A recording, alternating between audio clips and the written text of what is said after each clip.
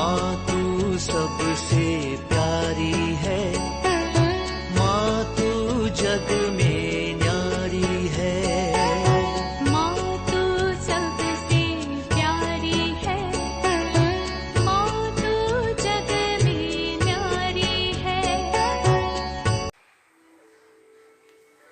पिता, पुत्र और पवित्र आत्मा के नाम पर आमीन। आप सबों को जय यीशु।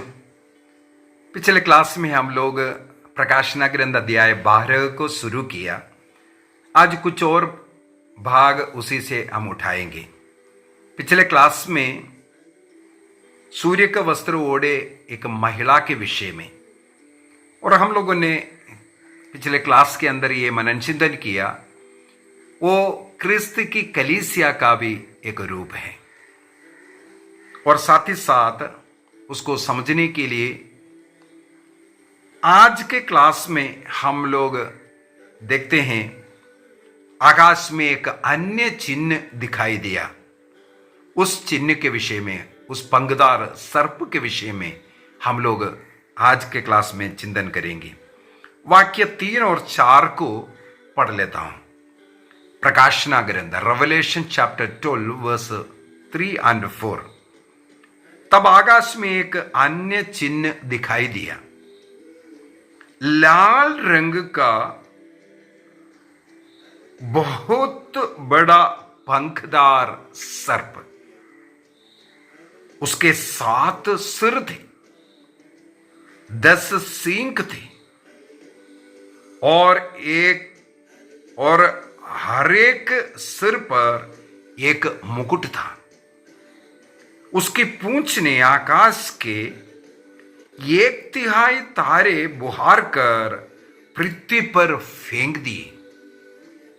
वह पंखदार सर्प प्रसव पीड़ा महिला के सामने खड़ा रहा, जिससे वह नवजात शिशु को निगल जाए।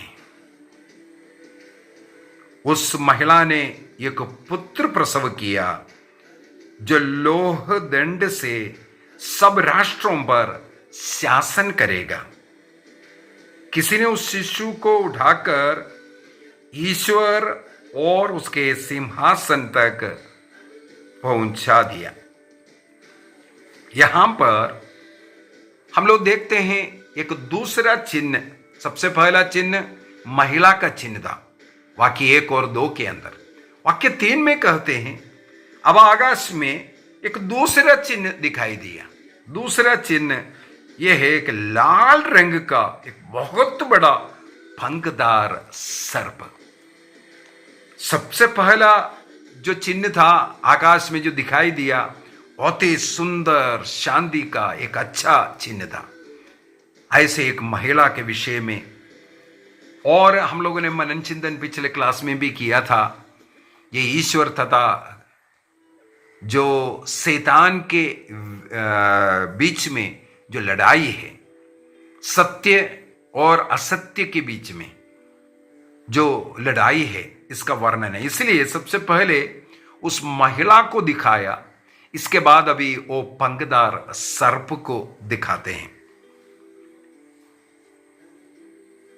वाक्य 9 के अंदर यदि हम लोग देखेंगे, वहां पर एक विशालकाय पंखदार सर्प, उसको पुराना सांप जो इबलीस या शैतान कहलाते हैं और सारे संसार को भटकाता है। शैतान शब्द का अर्थ ही भटकाने वाला या अभियोक्ता। यहां पर वो पुराना सर्प के विषय में पिछले क्लास में भी हम लोगों ने मनन चिंतन किया। उत्पत्ति ग्रंथ उसके अध्याय 3 के अंदर हेवा स्त्री और शैतान पंखदार सर्प के विषय में लिखा। वहां की ओर हमें इस सर्प लेकर के जाते हैं। यहां पर उसका रूप भी दिया हुआ है। रूप था लाल रंग का एक बहुत बड़ा सर्प। लाल रंग हत्या को दर्शाता है। यदि योहन का सुसमाचार उसके अध्याय 8 वाक्य 44 को, जॉन चैप्टर 8 वर्स 44 को पढ़ेंगे, वहां पर इस शैतान के विषय में लिखा है वो हत्यारा है, वो पहले से हत्यारा है। इसका मतलब हत्या, इस प्रकार का जो रक्तपात को दर्शाने के लिए उसका रंग को लाल रंग बताया है। वो आग के समान जो लाल रंग है वो हत्या का, रक्तपात का चिन्ह है। और इसके सिर के विषय में लिखा है 7 सिर है और 10 सींगें हैं। इसके बाद जो हरेक मुकुट, हरेक सिर पर मुकुट धारण किया हुआ है। यदि हम लोग दानियेल के ग्रंथ अध्याय 7 को, वाक्य 7 और 8 को पढ़ेंगे और उसी प्रकार अध्याय 8 वाक्य 23 से आगे 25 तक पढ़ेंगे, दानियेल का ग्रंथ अध्याय 7 वाक्य 7 में और अध्याय 8 वाक्य 23 से आगे अगर हम पढ़ेंगे, वहां पर इसी प्रकार का एक प्रतीक हमें मिलेगा। जो संख्या जो 7 जो लिखा हुआ है हमें मालूम है पूर्णता का, इसका मतलब पूरे प्रपंच पर शासन करने वाला, और इसकी शक्ति को दर्शाने के लिए इसका सींग के विषय में और उसके अधिकार को, राजाधिकार को सूचना देने के लिए उनके सिर पर मुकुट के विषय में इस प्रकार वर्णन किया है। यह मतलब है जो मेमने को, ईसा मसीह को जो अधिकार, जो शक्ति, सामर्थ्य जो दर्शाया है, शैतान भी चाहते हैं उनका भी उसी प्रकार आदर, सम्मान, शक्ति हो, उनका भी पूजा किया जाए, आराधना किया जाए। हम लोग मत्ती के सुसमाचार अध्याय 4 में एवं लूकस के सुसमाचार अध्याय 4 में देखते हैं ईसा मसीह के पास शैतान स्वयं आकर के बोलते हैं तुम मेरी आराधना करो, ये सब तुम्हें देगा, मुझे इस सारे प्रपंच पर अधिकार है, ये सब तुम्हें देगा जब तुम मेरी आराधना करोगे। इसका मतलब मसीह जितना आराध्य है, ईश्वर है, उसके साथ शैतान अपने को तुलना करना और जो ईश्वर को जो मिलने वाला आराधना मुझे मिल जाए, ये आग्रह करने वाला सर्प है, अर्थात शैतान है। ये साथ ही साथ यदि हम लोग दानियेल का ग्रंथ अध्याय 8 वाक्य 10 में कई जगहों पर हमें मिलेगा जो शैतान के शक्ति के विषय में। ये हम लोगों ने देखा है, आकाश के 1/3 तारे को बुखार कर पृथ्वी पर फेंकने की शक्ति रखा। इसका मतलब है जो मसीह के साथ जुड़े हुए जीवन जीने वाले लोगों को, जो सच्चा कलीसिया से जुड़े हुए जीवन जी रहा है, उन्हें भटकाने वाले शक्ति के विषय में। सत्य कलीसिया से अनेकों लोग छोड़ करके जो मसीह ने स्थापित किया हुआ कलीसिया नहीं, अपना मनुष्य व्यक्ति स्थापित किया हुआ कलीसिया से जुड़ने के लिए जाते हैं। यह हम वहाँ है, ये है, वो शक्ति है बोल करके। किसकी शक्ति है? प्रकाशना ग्रंथ अध्याय 12 के अंदर इसको बता कर दे रहे हैं। और पुराना विधान के अंदर यदि हम उत्पत्ति ग्रंथ अध्याय 3 में और इस्याह का ग्रंथ अध्याय 51 वाक्य 9 में एवं स्तोत्र ग्रंथ 34 वाक्य 13 से आगे, अयूब का ग्रंथ अध्याय 40 वाक्य 15 से आगे यदि हम पढ़ेंगे, वहां पर इस प्रकार का दुष्ट शक्तियों के विषय में लिखा हुआ है।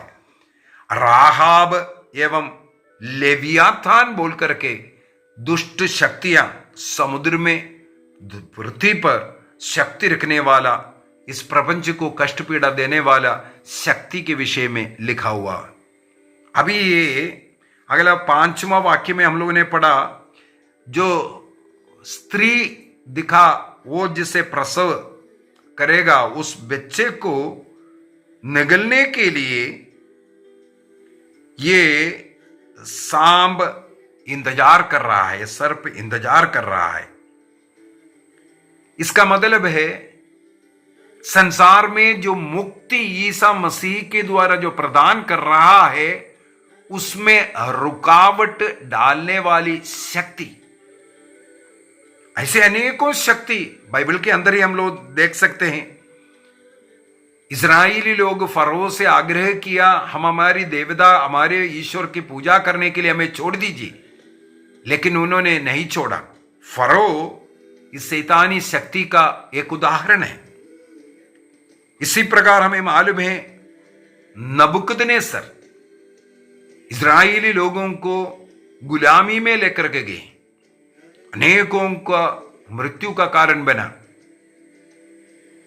और अंतियोकस चौथी के विषय में हम लोग मकाबियों के ग्रंथ में पढ़ते हैं, जो यहूदियों के ऊपर बहुत भयंकर अत्याचार चलाया। इसी प्रकार नए विधान के अंदर हेरोद इस प्रकार का शैतान के एक रूप में हम लोग देखते हैं। तो बाइबल के अंदर ही ऐसे अनेकों जगहों पर हम पाते हैं। और लूकस के सुसमाचार में अध्याय 4 के अंदर और मत्ती के सुसमाचार अध्याय 4 के अंदर हम लोग देखते हैं ईसा मसीह को शैतान स्वयं जाकर के वो जो कार्य मुक्ति कार्य के लिए जो आया उससे हटाने का कोशिश किया, शैतान की आराधना करने या उनकी इच्छा के अनुसार कुछ चमत्कार जादू दिखाने के लिए प्रभु को। तो ये शैतान आज भी कलीसिया में लोगों के मुक्ति के विरुद्ध में कार्य कर रहा है। शैतान डायरेक्ट आकर के नहीं, बल्कि कई लोगों के द्वारा लोगों को ये मुक्ति से वंचित कर रहा है। जो कैथोलिक कलीसिया जो सिखाता है उसके विरुद्ध में सिखाते हुए लोगों को अन्य कलीसिया की ओर आकर्षित करते हुए पाप स्वीकार करने की जरूरत नहीं, परम प्रसाद ग्रहण करने की जरूरत नहीं, ऐसे बोलते हुए अनेकों लोगों को स्वर्ग राज्य के उस योग्यता नष्ट कर दी, मसीह से अलग कर रहा है। मसीह ने जिस कलीसिया की स्थापना कर मसीह से जोड़कर रखा, उस मसीह ने जिस कलीसिया की स्थापना किया उसके विरुद्ध लड़ने वाले शैतानी शक्तियों को हम कई जगह पर पा सकते हैं।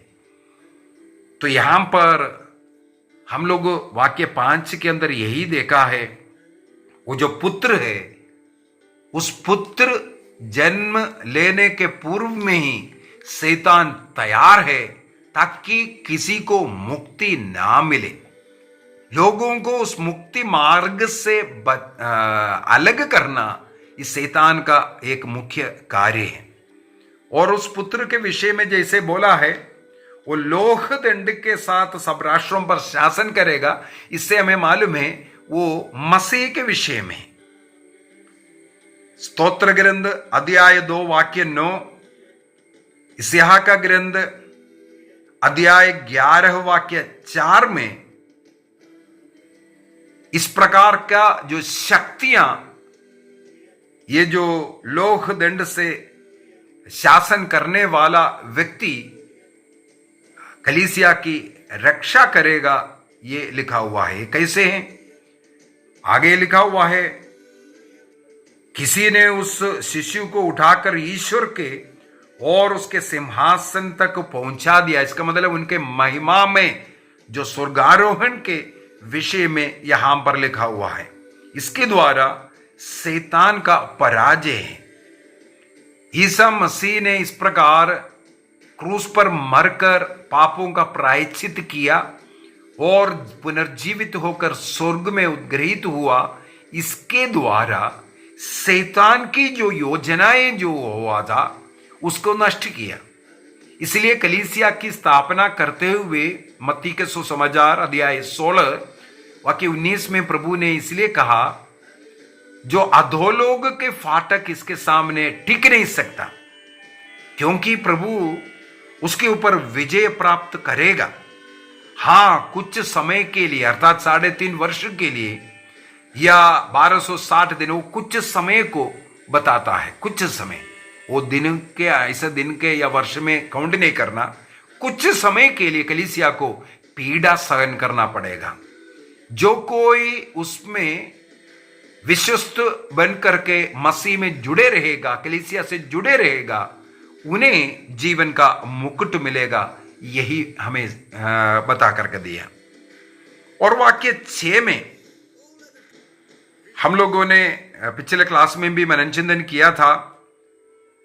3.5 वर्षों के या 1260 दिनों के लिए जहां भोजन तैयार किया, वहां की ओर उस महिला को लेकर के गए। हम लोगों ने मनन चिंतन किया था। इसके द्वारा कलीसिया को प्रभु का जिस प्रकार संरक्षण मिलता है, और पुराने विधान का कई उदाहरण हम लोगों ने पिछले क्लास के अंदर मनन चिंतन किया था। मरुभूमि संरक्षण का जगह के और हमें लेकर के जाने के विषय में इशारा करता है। वाक्य 7 से थोड़ा सा और पढ़ने थे। तब स्वर्ग में युद्ध छिड़ गया। मिखाएल और उसके दूतों को पंखदार सर्प से लड़ना पड़ा। स्वर्ग का इस युद्ध को हम लोगों ने मनन चिंतन किया। मसीह का क्रूस, मृत्यु और उनके पुनर्जीवित होना और स्वर्ग में महिमान्वित रूप से प्रवेश करना, यही स्वर्ग का युद्ध है। शैतान के विरुद्ध में उस युद्ध में मसीह का विजय है, क्रूस का मृत्यु और पुनर्जीवन।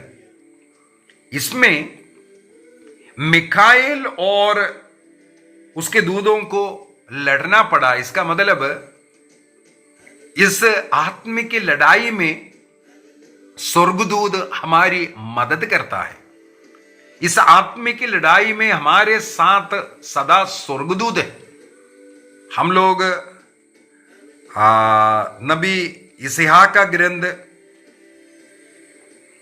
ग्रंथ अध्याय 14 वाक्य 12 से 13 तक अगर हम पढ़ेंगे, वहां पर शैतान का पतन के विषय में, शैतान के नाश के विषय में वहां पर भी लिख करके हमें बताया।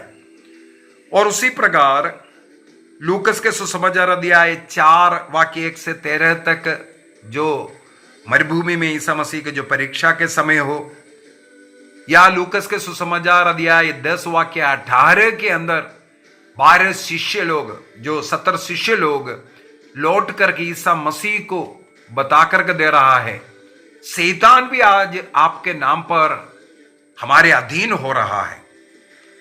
या योहन के सुसमाचार अध्याय 12:31, अध्याय 16 वाक्य 11, योहन का पहला पत्र अध्याय 3:8, यह सब जगहों पर हम देखते हैं ईसा मसीह के नाम पर या ईसा मसीह के द्वारा, उस मुक्तिदाता के द्वारा शैतान का पराजय हो गया है। तो उस पराजय में आज कलीसिया मसीह के साथ जुड़ करके उस विजय की ओर आगे बढ़ना है। मसीह के विजय में जुड़ करके, उस विजय जुलूस में जुड़ करके हमें चलना है। और वाक्य 11 के अंदर यदि हम लोग देखेंगे, वहां पर एक और वचन यहां देते हैं, वे मेमने के रक्त और अपने साक्ष्य के द्वारा उस पर विजयी हुए हैं। इसका मतलब शैतान पर विजय मेमने के द्वारा ही होता है, और उसका रक्त हमें शैतान पर विजय दिलाता है। साथ ही साथ आगे लिखा है हमारे साक्ष्य के द्वारा, अर्थात चाहे हमारे जीवन में कितना भी कष्ट पीड़ा सहन करना पड़ेगा, हम प्रभु के साथ पवित्र जीवन जिएंगे। इस प्रकार हमारा जीवन जब अन्य लोगों के सामने साक्षी बनेंगे, तब हम शैतान पर विजय प्राप्त कर रहा है। और मिखाएल जो स्वर्गदूत का नाम यहां लिया है, मिखाएल शब्द का अर्थ ईश्वर के बराबर कौन है। इसका मतलब मिखाएल उनका जो नाम के द्वारा ही वो ईश्वर के विजय को दर्शाता है। इसका मतलब ईश्वर के साथ लड़ने वाला, ईश्वर के बराबरी कोई नहीं कर सकता, इस प्रकार अपने नाम के द्वारा भी वो घोषित कर रहा है। इस्राएल के संरक्षक के रूप में बाइबल के अंदर इस मिखाएल को भी हम लोग पाते हैं। यदि दानियल का ग्रंथ उसके अध्याय 10 वाक्य 12 में एवं दानियल का ग्रंथ अध्याय 12 वाक्य 1 के अंदर इस मिखाएल स्वर्गदूत संरक्षण करता हुआ हम लोग पाते हैं, तो इसका मतलब है हमारा रखवाला दूत के रूप में ये स्वर्गदूत हमारे साथ रहकर शैतान से लड़ने का मदद करता है। और जब इस लड़ाई में शैतान का हार होता है, आगे लिखा हुआ है उन्हें स्वर्ग में अभी जगह नहीं है, उन्हें स्वर्ग में कोई जगह नहीं है, स्थान नहीं है करके वाक्य 8 के अंदर हम लोग पढ़ते हैं, उनके लिए कोई स्थान नहीं। इसके बाद वाक्य 10 को अगर और साथ में मिलेंगे, स्वर्ग में किसी ने ऊंचे स्वर से कहते हुए सुना, अब हमारे ईश्वर की विजय हुआ, सामर्थ्य तथा राज्यत्व और उसके मसीह के अधिकार प्रकट हुआ है, क्योंकि हमारे भाइयों का वह अभियोक्ता, पहले मैंने बोला था शैतान का दूसरा नाम है अभियोक्ता, नीचे गिराया गया है, जो दिन रात ईश्वर के सामने उस पर अभियोग लगाया करता था। कलीसिया के ऊपर अभियोग लगाने वाला। यदि हम लोग अय्यूब का ग्रंथ अध्याय 1 को पढ़ेंगे, वहां पर भी हम लोग देखते हैं स्वर्ग में पहुंच करके शैतान अभियोग लगाने वाला, अय्यूब के खिलाफ बोलने वाला, अय्यूब का विनाश करने का आग्रह करने वाला, उस शैतान का स्वभाव को हम लोग पाते हैं। और यहाँ पर उस अभियोक्ता के विषय में हम लोग देखते हैं कि स्वर्ग से जब उनको लिए कोई स्थान नहीं है, जगह नहीं है, उन्हें जब सारे संसार को जो भटकाता था, उनके विरुद्ध में अभियोग लगाने वाला उस शैतान को जब निकाला गया, तब ईश्वर को वहां पर विजय हुआ कर करके। बाइबल के अंदर ये जो ग्रीक में जो लिखा हुआ है, ये शैतान के लिए लिखा हुआ वो शब्द है दियाबोलोस। दियाबोलोस शब्द यहां लिखा हुआ है। इसका मतलब है जो लड़ाई करवाने वाले, दूसरों के विरुद्ध बोलने वाले। हम लोग मालूम है उत्पत्ति ग्रंथ अध्याय 3 वाक्य 1 से पढ़ेंगे, हेवा के पास जाकर के कितना मीठा मीठा बातों से हेवा को भटकाया और उनके पाप में गिराया। तो इस प्रकार मनुष्यों को सत्य से, सच्चाई से, कई लोग होता है ना, बाइबल का जो सत्य वचन है उसको कैसे मोड़ मरोड़ करके क्या क्या बोल करके अपनी इच्छा के अनुसार उसको मरोड़ देगा। जो कैथोलिक कलीसिया गलत है, संत पापा गलत है, ये सब स्थापित करने के लिए कितना भी झूठ का सहारा लेगा। कौन है? यही तो है शैतान, यही तो शैतान है। यहां पर ये लिखा हुआ है ना, जैसे उत्पत्ति ग्रंथ अध्याय 3 वाक्य 1 से हम लोग देखते हैं हेवा को भटकाने वाले, स्त्री को भटकाने वाले, मैंने बता दिया कलीसिया का रूप है। उसी प्रकार ये प्रकाशना ग्रंथ का वो महिला, उसको नाश करने के लिए जो खड़े, वो जो शैतान। दो चीज हम लोग देख सकते हैं। सबसे पहले उनको स्वर्ग से फेंका गया, दूसरा स्वर्ग में उनको स्थान नहीं, मान सम्मान नहीं मिला।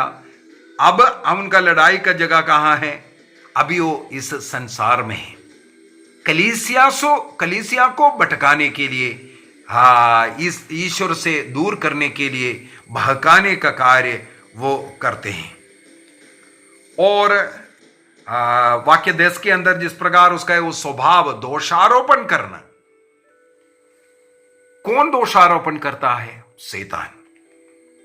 कैथोलिक कलीसिया के विरुद्ध में, संत पापा के विषय में, ओह हम सुन नहीं सकता, कलेजा फट जाएगा।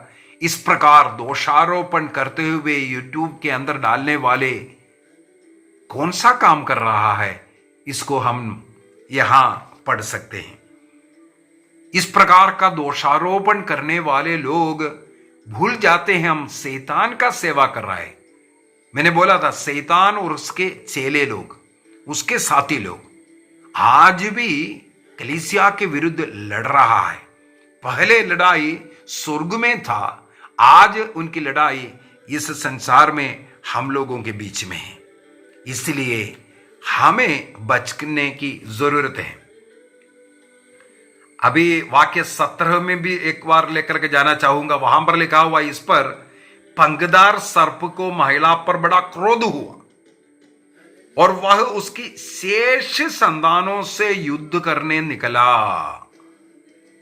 अर्थात उन लोगों से जो ईश्वर की आज्ञाओं का पालन करते और ईसा का दिया हुआ साक्ष्य को सुरक्षित रखते हैं। ईसा मसीह ने कलीसिया को दिया हुआ जो अधिकार, उस अधिकार के साथ रहकर, उसके अधीन रहकर, उस कलीसिया से जुड़ करके जो रहता है, उनको उस कलीसिया से अलग कराने का प्रयत्न आज ये पंखदार सर्प करते हैं, चाहे वो कोई भी कारण बताएं।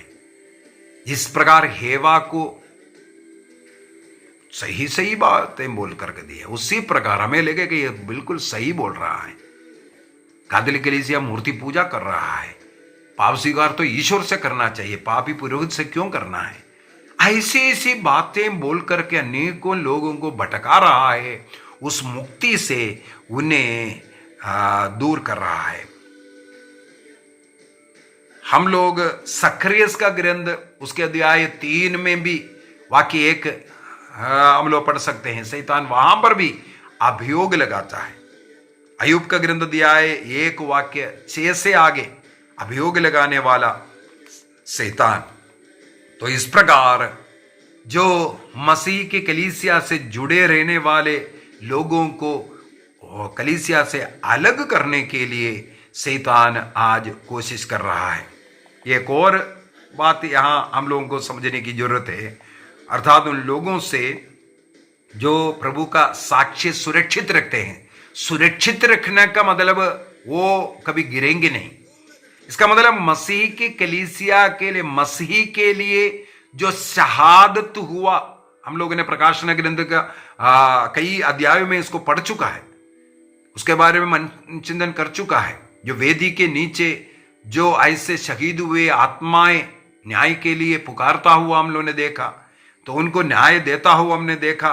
तो बोल रहा है वो सुरक्षित रखा, उनके पीछे भी ये पढ़ रहा है। लेकिन नहीं हो सकता। क्यों नहीं हो सकता? वाक्य 18 बोल करके दे रहा है, इसके बाद पंखदार सर्प समुद्र के बालू पर खड़ा हो गया। ये बालू पर खड़े होने के कारण ये कलीसिया के जो उन लोगों के विरुद्ध कुछ नहीं कर सकता। हम लोगों को मालूम है ईसा मसीह ने स्वयं कहा, जो अपना घर बालू पर बनाएगा वो टिक नहीं सकता। तो शैतान को यहां पर प्रकाशन ग्रंथ 12:18 के अंदर लिखा हुआ है, पंखदार सर्प समुद्र के बालू पर खड़ा हो गया। इसका मतलब वो टिकने वाला नहीं है। अभी ये समुद्र के बालू लिखने का अर्थ अध्याय 13 से हम लोग अभी समुद्र की कहानी सुनने वाला है, उसकी ओर भी हमें लेकर के जा रहा है। तो यहां पर हम लोगों ने काफी मनन चिंतन किया किस प्रकार शैतान का लड़ाई है कलीसिया के विरुद्ध में। और कुछ वचनों को और उठाना चाहूंगा। वाक्य 13 से आगे का हम लोगों ने वचन को नहीं उठाया था। पंखदार सर्प ने देखा, उस पृथ्वी पर उसे भटक दिया है, तो वह उस महिला के पीछे करने लगा जिसने पुत्र प्रसव किया, परंतु महिला को एक विशाल काय गरुड़ के 2 पंख मिले, जिससे वह मरुभूमि के उस स्थान पर उड़ जाए जहां उसे सर्प की पहुंच से परे है और 3.5 वर्ष तक भोजन मिलने वाला है। हम लोग वाक्य 6 के अंदर भी यही पढ़ा था। महिला को मरुभूमि की ओर महिला भागे, जहां 1260 दिनों तक उन्हें भोजन मिलने वाला था। वही यहां पर 3.5 वर्ष लिखा है और हम लोगों ने उसको मनन चिंतन कर दिया है। वो सुरक्षा का जगह, ईश्वर द्वारा देने वाला सुरक्षा। यदि हम लोग निर्गमन ग्रंथ अध्याय 19 वाक्य 4 को पढ़ेंगे, ईश्वर किस प्रकार लोगों को सुरक्षा देता है, इसके विषय में हम लोग वहां पर पढ़ सकते हैं। मरुभूमि में 40 वर्षों तक जिस प्रकार यहां पर लिखा है, विशाल का गरुड़ के 2 पंख दिया करके, वहां पर गरुड़ के पंखों के नीचे उन्हें सुरक्षित लेके आने के विषय में भी वहां पर लिखा हुआ है।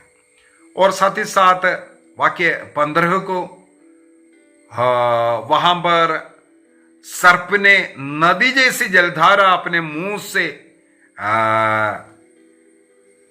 उगल कर महिला के पीछे छोड़ दी, जिससे वह महिला को अपनी बाढ़ में बहा लेकर जाए। किंतु पृथ्वी ने महिला की सहायता की और उसे मुंह खोल करके अपने में ले लिया करके लिखा है। ये कलीसिया का नष्ट करने के लिए शैतान का किस किस प्रकार षड्यंत्र हो सकता है। यहां पर ये जो बाढ़ का जो कहानी बोलते हुए बाढ़ का प्रतीक के द्वारा ये बता रहा है, इस प्रकार इजराइली लोग मरुभूमि में प्रवेश करने के पूर्व में लाल सागर को विभाजित कर करके आया था। वहां पर लाल सागर में इजराइली लोग नहीं डूबा था, उनकी रक्षा हुआ। तो जिस प्रकार इजराइली लोगों को लाल सागर ने नहीं डुबाया, उनको बचाए रखा, उनके लिए सूखे रास्ता दिया, उसी प्रकार यहां पंखदार सर्प ने कोशिश किया बाढ़ के द्वारा, जल के द्वारा इनको नाश करने के लिए, लेकिन भूमि ने, पृथ्वी ने ही उसको निगल गया लिखा है। यहां पर एक और बात हम लोगों को समझना है, जिस प्रकार इस्राएलियों की सुरक्षा में ईश्वर ने उस लाल सागर को 2 भागों में विभाजित कर उन्हें सूखे जमीन पर मरुभूमि में लेकर के आया, उसी प्रकार जो मसीह में रहता है कलीसिया, उनकी सुरक्षा प्रभु करता है। निर्गमन ग्रंथ अध्याय 1 वाक्य 22 में फरो ने इजराइलियों का जो बेटे लोग जो जन्म लेते हैं, उन्हें पानी में डुबा करके मारने का आज्ञा भी दिया था। लेकिन हमें मालूम है मूसा जैसे जो महान व्यक्तियों को, अनेकों लोगों को जरूर मार डाला, लेकिन प्रभु ने उन्हें बचा कर रखा ताकि इजराइल के मुक्ति का कारण बनाए। और स्तोत्र ग्रंथ 18:4 में, 124 वाक्य 4 में, इसी प्रकार नबी सिहा का ग्रंथ 43:2 में, सब जलधाराएं तुम्हें बहा करके नहीं लेके जाएगा, वो नष्ट, तुम्हारा नष्ट नहीं करेगा, ये लिखा हुआ है भविष्यवाणियां। इसी प्रकार कलीसिया का नाश करने का जो जलधारा, जैसे नूह के समय पर पापी लोगों का विनाश हुआ जलधारा के समान बाढ़ के द्वारा, उसी प्रकार शैतान कोशिश करेगा कलीसिया का नष्ट करने के लिए, लेकिन प्रभु उन्हें सुरक्षा देता है, ये लिखा हुआ है।